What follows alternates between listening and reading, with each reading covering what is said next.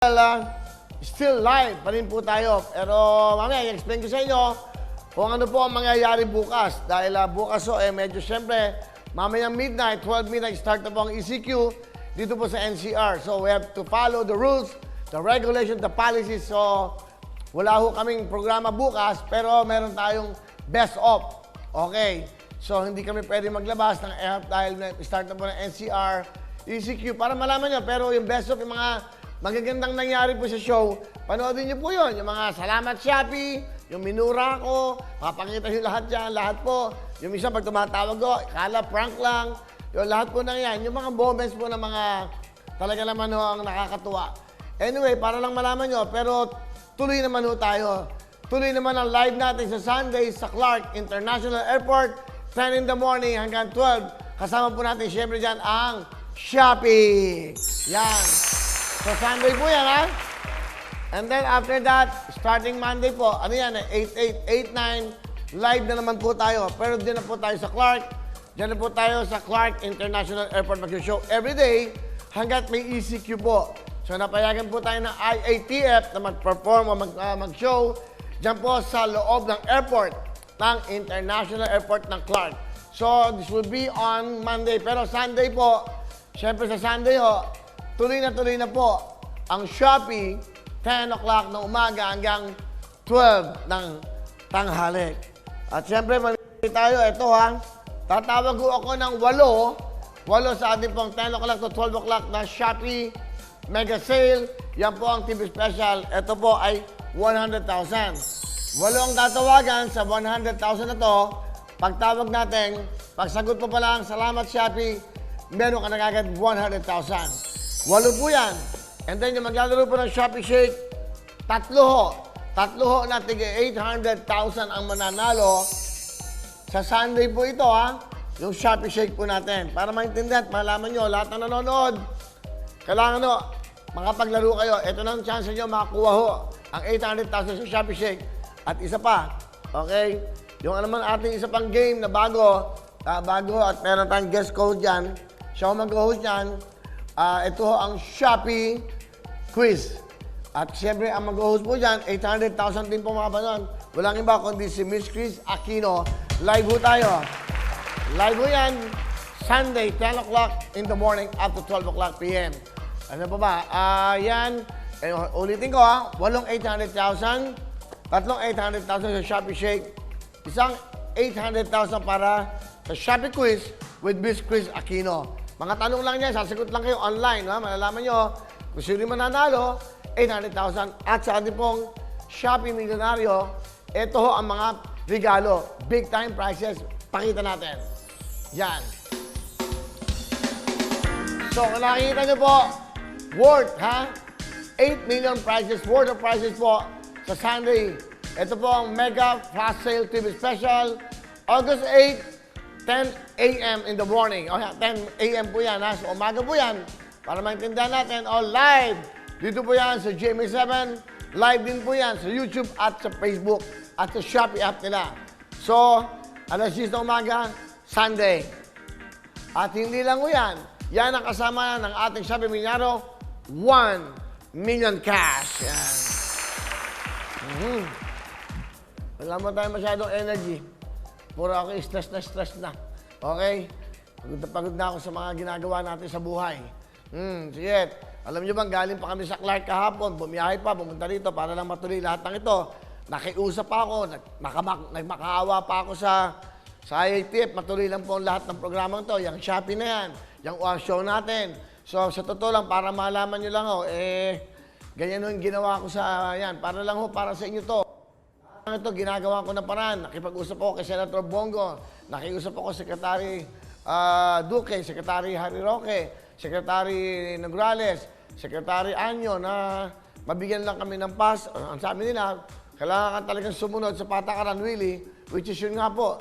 Pinayagan kami ni Secretary Vince Dizon. Thank you so much, Secretary.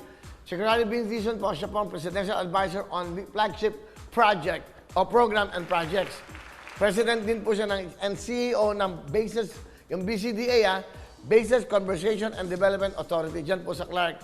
So lahat po ng ito, nakapag-sang-ayon sila na pwede naman mag-show, Willie, pero hindi ka lang sa NCR. Outside sa merong ECQ. Ayan, nagpaalam ho kami at maraming salamat. Babiyahin na ho kami bukas at pinayagan naman ho kami makibay, humingi kami. Lahat ho kami, actually, nagpa-RTPR at lahat. Vince Dizon, sir, thank you so much sa support mo sa mga taga-Clark.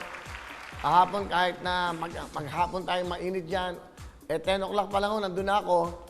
Hanggang bumalik ako dito, 4:45 na, 4:30 para lang mag-show. O yan o, para humalaman nyo lang o, ginagawa ko ng paraan lahat. Ako na magsasabi, ako talaga ang gumawa ng paraan na to. Hindi na walang iba. At sa lahat, para lang matuloy ito, madaling araw pa lang, araw at tumulong sa ating mga kababayan. So, from the bottom of my heart, of course, sa ating mahal na Pangulo, nagpaalam din sila sa mahal na Pangulo na payagan. At to be honest with you, nagulat ako kay Secretary Vince Dizon. Sabi niya, nakausap ko si Presidente, sikasuin daw yung programa mo dahil nakakatulong sa bayan. Maraming salamat po. Kaya na kayo, nagiging lang ako, emotional. Siguro dahil pagod lang ako, napa-stress na ako. Pati yung pagkain ng staff ko ako, pati pagkain na nagbubuhat ng mga LED doon, ako pa tinatawagan, sa do kakain. Diyos ko, mahabagin. Isipin niyo yung problema ng pagkain ng mga tao, ako pa. Alam niyo yung handspack ngayon? Saan daw kukuhanin? Saan daw bibili? Diyos ko po, ako puhuyan lahat. Sa totoo lang, wala, ganun talaga. Ganun talaga siguro. Pati tutulugan ng mga ibang tao, ako daw, chinek ko pa lahat. Para lang malaman niyo sa pagmamahal ko sa programang to, para malaman niyo lang, para lang humatuloy itong programang ito at hindi mahinda. Sa totoo lang, ang laki ng babayaran itong show na to. Ang laki ng babayaran namin. Although doon naman sa airport, binigyan naman kami ng magandang deal. Yung kuryente lang ang babayaran sa yung mga manpower. At libre naman po yung Clark International. Thank you very much kay Secretary Vince Dizon. Yan. Medyo magkakalma muna ako kasi pag nawalan ko ng boses, wala naman tayo. Di ba? Relax na muna. Tatawag na lang ako kung tatawag. Kahapon, ocular kami sa Clark. Ito ho, panoodin nyo kung ano yung nangyari kahapon. Panoodin natin.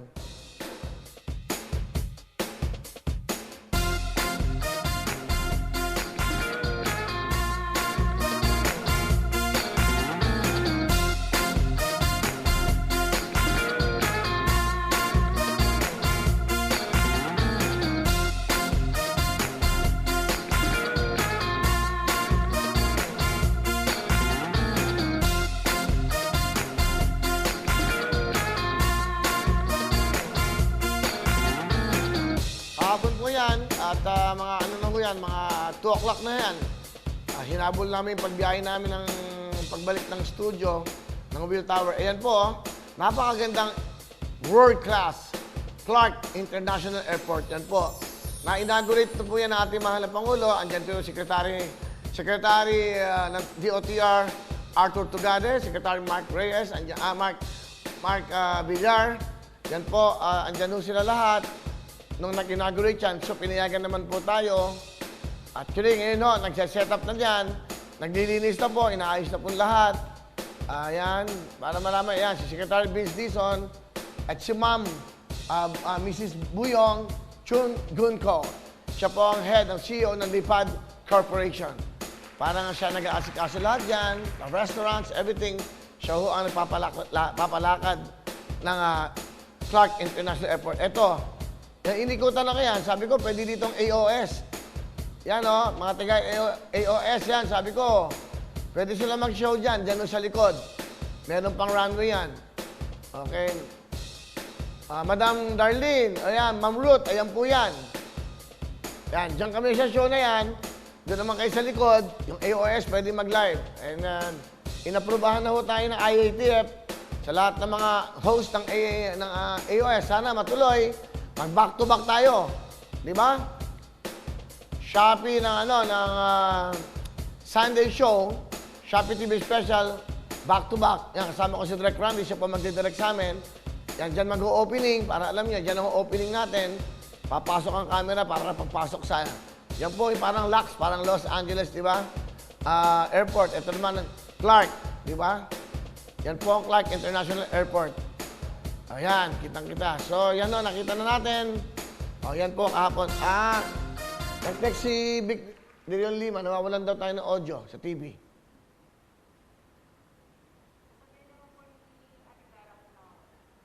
Alam ba? Baka sa kanila, nawawalan ba ng audio daw sa TV? Yan, ngayon, napuputol audio. Ayan, 2 times na. Halika, pakita mo. Para may prueba tayo. Lahat ng nangyayari. Direct, pakita mo. Yan, kaya din. Napuputol audio. 2 times na. Kaya ito, kaibigan natin.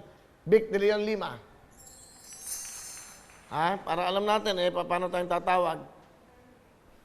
Kasi parang wala. Ganyan hoop talaga pag live. Pero napuputol nga. Kaya tama. Kahit maputol lang kalating segundo yan, napuputol. Yun ang point nila. Bakit napuputol na dapat hindi napuputol? Saan? Wala namang ulan. Kung kailan lakas ang hangin, umuulan, hindi tayo napuputol. Ngayon ang ganda na panahon, napuputol. Audio ba? Pakicheck lang. Hindi, para kasi tatawag tayo eh. Di ba? So tatawag tayo. Para tayong nagmi-meeting lang dito ah. Live tayo ah. Siyempre, para alam nila lahat. Pag ako nagkasakit, tapos kayong lahat. Wala tayong show. Di ba? Kaya alagaan nyo ako. Mawawala lahat siya. Kawawa yung mga taong umaasa sa show natin. Mawawin ang lahat sa aming pagbibigay ng saya at pag-asa ng iyong hinihintay. Wawawin ang